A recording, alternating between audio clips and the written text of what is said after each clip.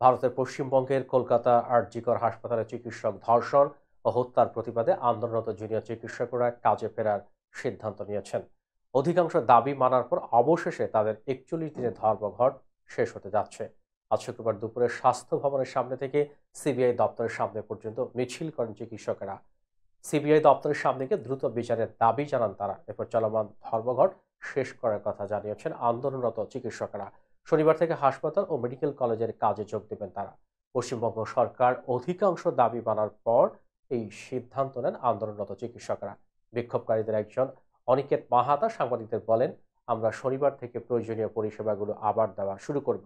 শুক্রবার স্বাস্থ্য ভবন থেকে সিজিও কমপ্লেক্স পর্যন্ত একটি র্যালি করে রাজ্যের স্বাস্থ্য ভবনের বাইরে অবস্থান কর্মসূচি প্রত্যাহার করব। এদিকে আর.জি. কর হাসপাতালে চিকিৎসক ধর্ষণ হত্যার ঘটনায় এবার প্রতিষ্ঠানটির সাবেক অধ্যক্ষ সন্দীপ ঘোষের চিকিৎসক রেজিস্ট্রেশন বাতিল করা হয়েছে।